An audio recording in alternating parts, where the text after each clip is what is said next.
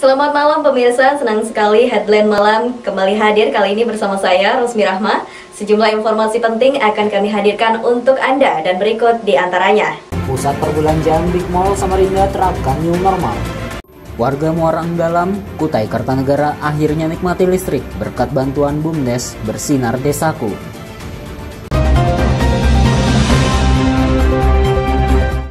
Suasana di kota Samarinda mulai bergairah lagi. Pasar tradisional dan mal sudah ramai oleh warga yang ingin berbelanja. Di Big Mall yang merupakan pasar modern terbesar di kota Samarinda, 98% sudah buka kembali. Dari sekitar 200-an tenan yang sempat tutup, tinggal 3 tenan yang masih tutup, yakni tempat hiburan dan permainan, lantaran mengikuti kebijakan manajemen tenan itu secara rasional. Dari tenan yang ada, kita itu sekitar 200 lebih ya. Itu tinggal sebenarnya sekitar ya 3 saja yang belum buka. Oh, tinggal 3? Iya. XX1, kemudian ada Playtopia. Nah, ini dua-duanya sih area bermainnya. Kemudian maksudnya kalau XX1 bukan bermain tapi hiburan kayaknya. Nah, ini secara nasional XX1 memang belum buka, bukan hanya di sini saja, hampir seluruh Indonesia. Mereka masih menyiapkan protokol, kemungkinan katanya sih awal Juli mereka akan buka untuk kembali menghadirkan film-film di bioskop mereka dengan protokol kesehatan, tentunya dari mulai antri karcis, dari duduk, dari ruang-ruang yang umum dipakai oleh para pelanggan. Kemudian kemungkinannya ini di minggu-minggu pertama atau kedua bulan Juli. Ini informasi terakhir yang kita dapat, tapi kepastiannya memang belum ada. Selama COVID-19, Big Mall sempat ditutup selama 1 bulan lantaran mengikuti anjuran pemerintah agar penyebaran virus corona tidak merebak. Saat menjelang Idul Fitri, Big Mall sudah buka lagi, walaupun dengan menerapkan protokol kesehatan yang ketat dan pembatasan jam buka. Kemudian setelah kita lihat periode setelah Lebaran, ternyata untuk kunjungan dari pelanggan-pelanggan itu tidak turun, jadi stabil. Akhirnya kita memutuskan untuk kita adakan review apakah kita akan buka normal atau bagaimana gitu ya. Pada tanggal 28 Mei juga itu ada edaran dari pemerintah kota di sini bahwa semua teman hiburan, area permainan, pusat perbelanjaan boleh buka kan untuk meningkatkan kembali perekonomian yang ada di Samarinda. Jadi kita mengajak semua tenan untuk yang masih pada tutup waktu itu untuk buka kembali. Tujuannya ya untuk mempercepat roda perekonomian kembali lagi ya. Meski berangsur normal, diakui Ahmad Sedek Prawinko, General Manager Big Mall, kalau jumlah pengunjung harian baru 50% dari kondisi sebelum pandemi. Target manajemen pada bulan Juli bisa naik menjadi 70%. Tim Kaltim TV Hardin melaporkan.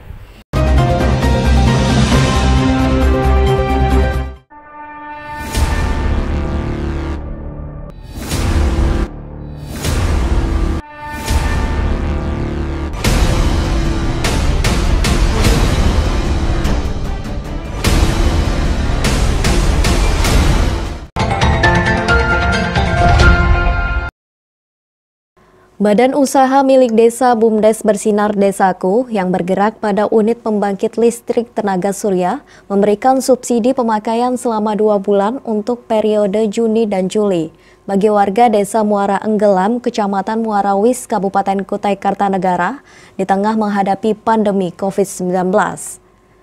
Ketua BUMDes Bersinar Desaku Ramsyah menjelaskan seiring dengan adanya peraturan dari pemerintah pusat hingga kabupaten terkait adanya pemberian subsidi bagi warga yang terdampak, maka pihaknya juga memberikan subsidi kepada pelanggan PLTS selama 2 bulan.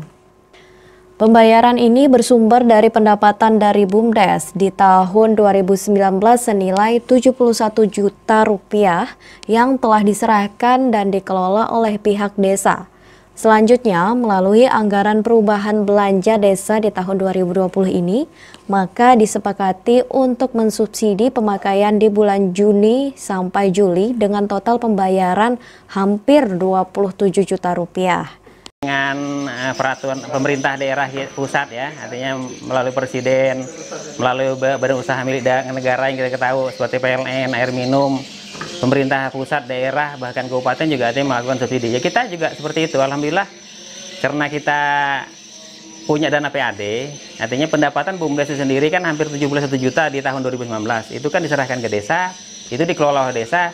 Nah pada tahun ini alhamdulillah hasil perubahan APBD 2020 ini pemerintahan desa mengalokasikan untuk mensubsidi selama 2 bulan, bulan Juni dan bulan Juli untuk membayar masyarakat seluruh pelanggan yang ada di Morenggalam itu akan disubsidi oleh pemerintah desa melalui dana PAD. Itu pun sumbernya tadi dari pendapatan BUMDes sendiri. Yang disubsidi ini 350. Jadi semuanya dapat 350. Tetapi bagi yang lebih itu bayar gitu. Ditagih oleh panitia. 350 itu sekitar 196 KK. PLTS ini hadir membantu warga bisa menikmati selama 24 jam dengan biaya murah, yakni sebesar Rp3.000 per hari. Sebelum adanya PLTS ini, warga biasanya memanfaatkan genset dari tiap-tiap RT dengan biaya mencapai Rp10.000 per hari dan menyala hanya pada malam hari. Tim Kaltim TV melaporkan.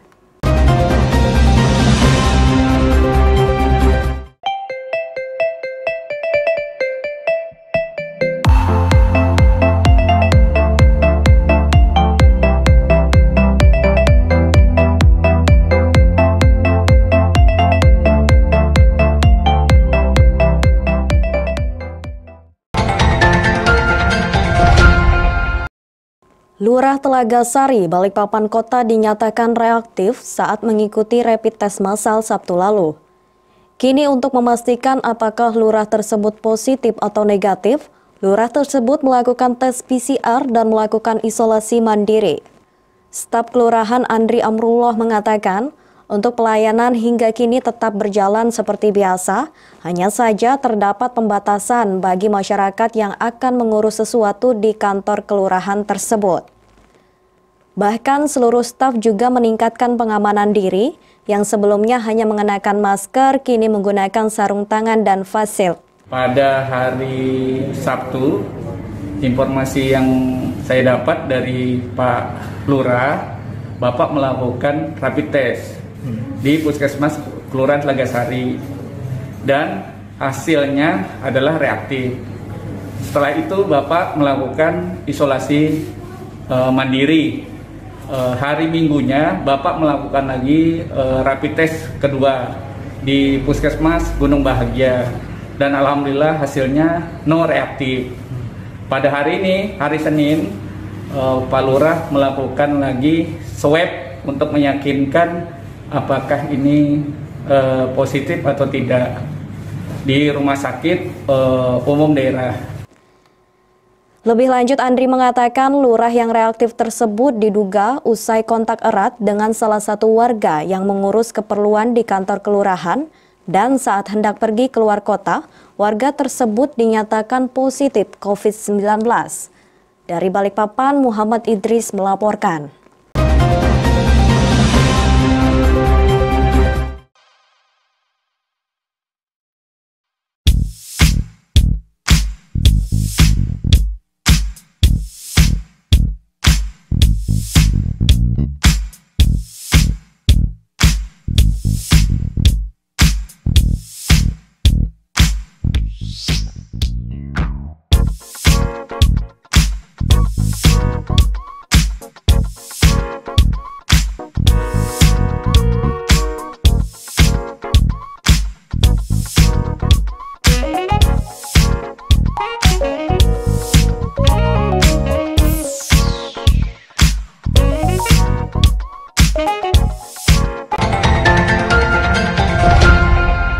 Kebahagiaan terpancar dari para bupati dan wali kota yang hadir di kantor BPK, Badan Pemeriksaan Keuangan Perwakilan Kaltim, Jalan Muhammad Yamin Samarinda.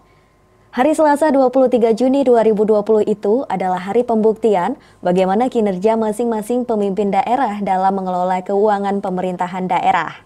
Jika tahun 2019 lalu berhasil 9 daerah memperoleh opini WTP dari BPK, tahun 2020 ini sudah 10 daerah atau seluruh kabupaten kota dinilai berhasil mendapat penilaian WTP. Tahun lalu hanya Kabupaten Mahakam Ulu yang status opininya WDP atau wajar dengan pengecualian. Dan alhamdulillah Samarinda sudah 6 kali berturut-turut untuk mendapat WTP. Mendapatkan WTP ini di tahun ini apakah ada kendala atau tidak? Ya biasanya kita masih mungkin ada hal yang kurang, data apa macam, tapi alhamdulillah dengan komunikasi yang baik, bimbingan yang baik dari BPKRI, kita masih diberikan kepercayaan untuk WTP. Seluruh kepala daerah berkumpul ditemani para pimpinan DPRD masing-masing. Panitia berusaha maksimal menjalankan protokol kesehatan, seperti menyiapkan alat pengukur suhu tubuh dan tempat cuci tangan. Semua yang hadir juga wajib menggunakan masker. Kepala BPK Kaltim Dadek Nandemar mengakui cukup gembira dengan penyerahan opini WTP kepada seluruh pemerintah daerah di Kaltim. Peraihan WTP itu memberi pesan bahwa sistem manajemen keuangan pemerintah daerah di Kalimantan Timur semakin baik. Kalau permasalahan yang ada itu, ini kan udah WTP semua. Berarti kan tidak ada permasalahan yang signifikan atau material atau berpengaruh terhadap laporan keuangan. Yang ada hanya permasalahan mungkin kecil sifatnya, kasuistis, yaitu permasalahan aset. Aset ini memang ketika kita ini kan dulu itu adalah masih basisnya itu basis kas. Dulu itu tidak ada neraca. Nah, sekarang ketika harus akrual, basis akrual, itu harus membuat neraca. Jadi yang zaman-zaman dulu itu kurang catatannya. Nah, itu permasalahan di situ. 10 kabupaten kota yang meraih opini wajar tanpa pengecualian dari BPK tahun 2020 adalah Kota Samarinda, Balikpapan, Bontang, Kabupaten Pasir, Penajam Pasir Utara, Kutai Kartanegara, Kutai Barat, Mahakam Ulu, Kutai Timur, dan Kabupaten Berau. Tim Kaltim TV, Hardin melaporkan.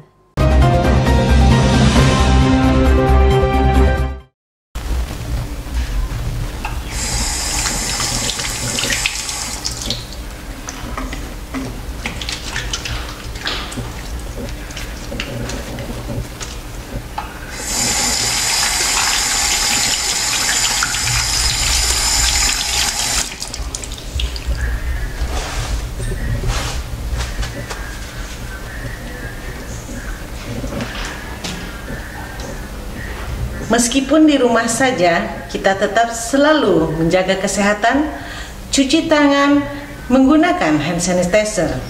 Ingat, mulailah dari diri sendiri.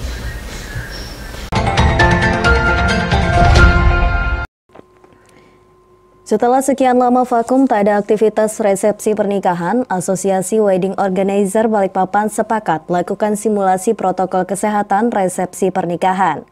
Simulasi protokol kesehatan digelar di hotel di kawasan Balikpapan Selatan pada 24 Juni 2020. Mulai menjaga jarak tamu undangan, pembatasan tamu undangan, tata cara akad nikah hingga tata cara sungkem kepada kedua orang tua mempelai, jarak tamu saat memasuki ruang pesta pernikahan, dan cara mengambil makanan. Kepala Dinas Kesehatan Kota Balikpapan, Andi Sri Yuliarti mengatakan dalam simulasi yang dilakukan masih banyak kekurangan yang ditemukan oleh DKK sehingga menjadi catatan penting. Meski demikian, pemerintah Kota Balikpapan belum berikan jawaban terkait kapan acara resepsi pernikahan boleh diadakan, lantaran pemerintah Kota Balikpapan tak ingin ambil risiko jika pelaksanaan resepsi diadakan bisa menjadi klaster baru COVID-19 di Balikpapan. Persiapan menganalisa apakah fase tahapan awal new normal untuk kegiatan resepsi bisa dimulai.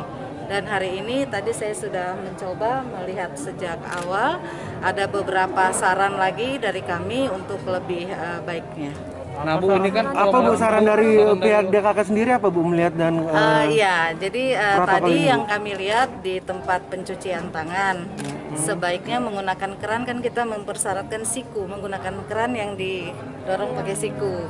Ya, saya lihat kerannya di depan tadi masih yang tangan seperti itu. Jadi itu tentu pihak hotel yang harus menindaklanjuti ya.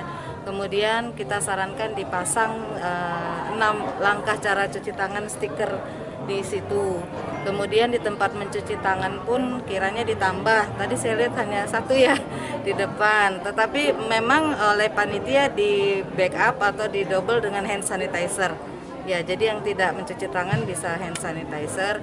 Kemudian juga di tempat cuci tangan diberi tanda jarak ya, supaya tidak berkumpul. Jangan sampai ada 2 orang cuci tangan sekaligus bareng-bareng di situ. Sementara itu, Kapolsek Balikpapan Selatan, Kompol Harun mengatakan, kepolisian hanya menempatkan anggota untuk melakukan pemantauan jika ditemukan tidak sesuai protokol kesehatan. Pihak kepolisian akan berkoordinasi dengan pemerintah kota.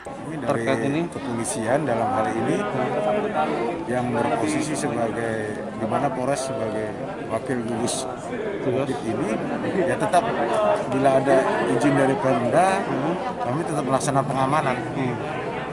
Tapi bila tidak ada sesuai dengan protokol kesehatannya Pak, melanggar nih dari kepolisian sendiri seperti apa? Kami akan koordinasikan dengan pihak pemerintah kota.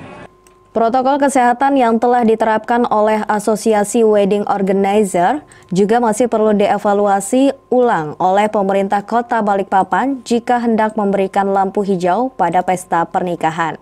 Dari Balikpapan, Muhammad Idris, tim Kaltim TV.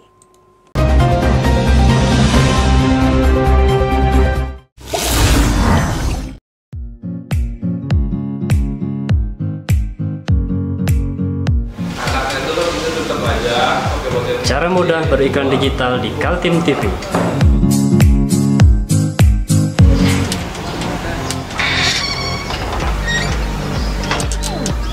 Yang pertama, jadilah sahabat Kaltim TV.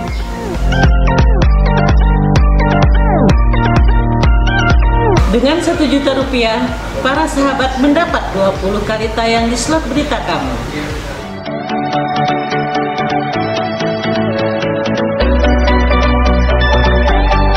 Dengan 20 detik dapat menjangkau 20.000 penonton. Anda beruntung karena mendapat kesempatan perdana dari kami. Ayo jadilah sahabat Kaltim TV.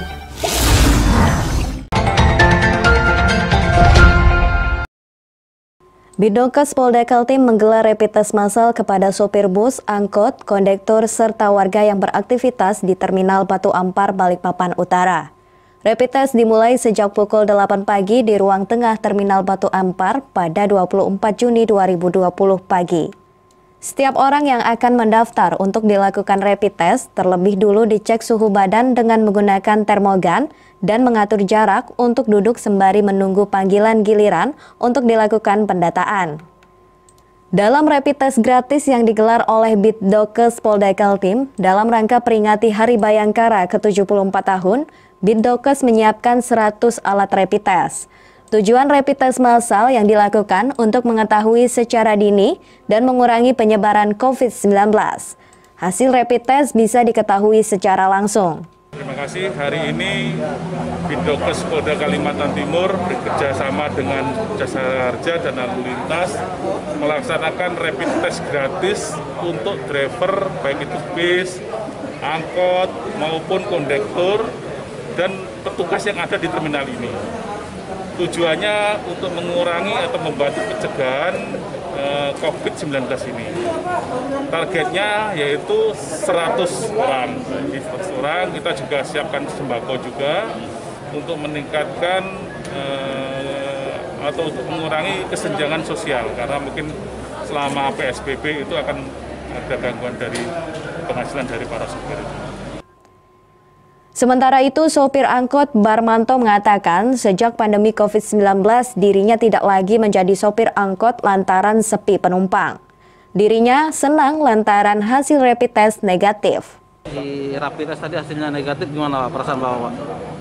Alhamdulillah senang Pak, tidak ada gejala Pak. Tidak ada gejala Pak ya? Selama ini kerja apa Pak? Ya keadaan ini pre, biasanya naksi Pak. Biasa naksi, saat ini pre Pak ya? Ya. Jadi untuk sehari-hari gimana Pak kalau pre Pak? ya prai kelihatannya loyo. Soalnya kalau tidak gerak dia loyo kelihatan.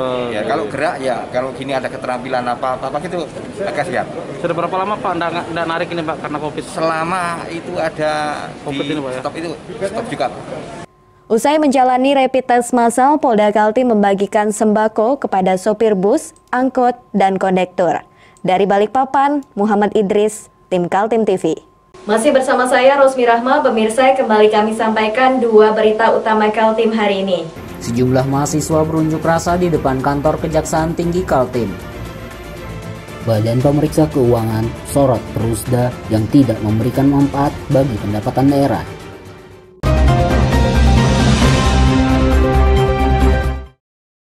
Para mahasiswa menamakan diri Gerakan Mahasiswa Pemerhati Keuangan Negara atau GMPKN mendatangi Gedung Kejaksaan Tinggi Kaltim Senin 22 Juni 2020 siang. Mereka berorasi dan membentangkan spanduk yang berisi tulisan agar aparat kejaksaan turun tangan menangani tuntutan mereka, yakni mengusut Perumda atau Perusahaan Umum Daerah Melati Bakti Setya. Perumda Melati Bakti Setya atau akrab disebut MBS, belakangan menjadi sorotan Komisi 2 DPRD Kaltim lantaran kegiatannya dengan aset besar, namun tak memberikan kontribusi signifikan pada pendapatan asli daerah. Padahal Perumda ini mengelola banyak usaha dan lahan, termasuk diantaranya induk dari PT Kaltim Karyangau Terminal yang selalu menyetor sisa hasil usaha puluhan miliar. Catatan Kaltim TV ada 10 anak perusahaan di bawah naungan MBS. Namun hanya satu perusahaan, yaitu Kaltim Karyangau Terminal yang berkontribusi untuk PAD.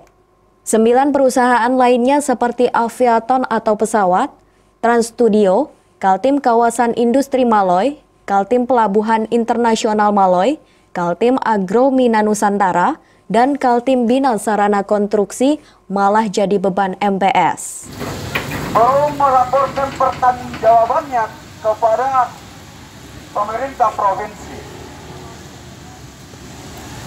yang kemudian dibawa ke DPR untuk dilaporkan. Ada apa dengan perusahaan ini? Biasanya kawan-kawan, kalau laporannya udah macet-macet, ada dugaan-dugaan bicara soal keuangan. Dan ini jelas kawan-kawan, banyak kemudian perusahaan-perusahaan yang ada di Kalimantan Timur tidak melaksanakan LKPJ karena kesusahan menyusun item keuangan. Para pendemo diterima oleh Kepala Seksi C Bidang Intelijen Kejaksaan Tinggi Kaltim Erwin. Sementara Direktur Melati Bakti Setya, Agus Dwi Tarto dikonfirmasi terpisah mengatakan pertanggungjawaban perusahaan dilakukan dalam RUPS, Rapat Umum Pemegang Saham. Pihaknya juga sudah berkoordinasi dengan BPK dan BPKP sehingga kecurigaan para mahasiswa kemungkinan terjadi pada manajemen periode sebelumnya. Lanjut ini nanti kami akan laporkan ke pimpinan, mudah-mudahan ada tindakan. Tim Kaltim TV melaporkan.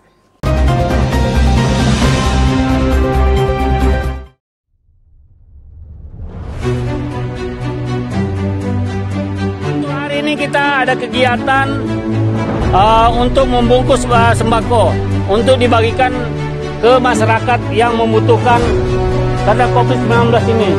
Semoga kita sukses semua. Harus kerjasama yang bagus. Pancasila! Pancasila! Pancasila!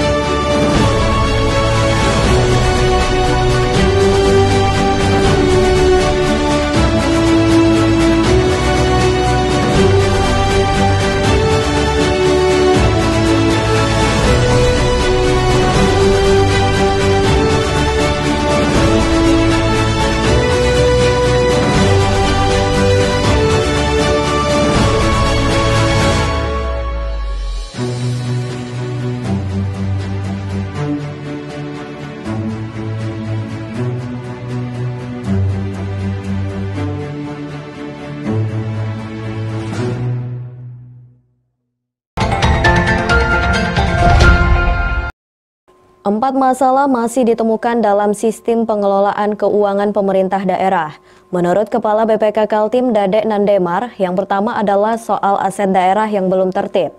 Kemudian sistem validasi nilai piutang pajak bumi dan bangunan atau PBB, soal penyertaan modal di Prusda, dan keempat mengenai bantuan kepada instansi vertikal. Menyoroti soal Prusda, BPK menemukan pendirian Prusda di seluruh kabupaten dan kota sekaltim tidak memberikan manfaat kepada pendapatan daerah. Padahal modalnya bersumber dari APBD daerah itu. Prusda, saya melihat Prusda di beberapa kabupaten kota itu dia sudah menghabiskan investasi bermiliar-miliar, tetapi dividen atau kembalian atas investasi itu hampir tidak ada. Nah, ini harusnya dievaluasi keberadaan Prusda tersebut. Untuk apa kita investasi kepada Prusda yang ujungnya malah tidak akan menambah atau memberikan manfaat kepada daerah? Ya lebih baik kita jadikanlah dia belanja daerah, misalkan untuk rakyat.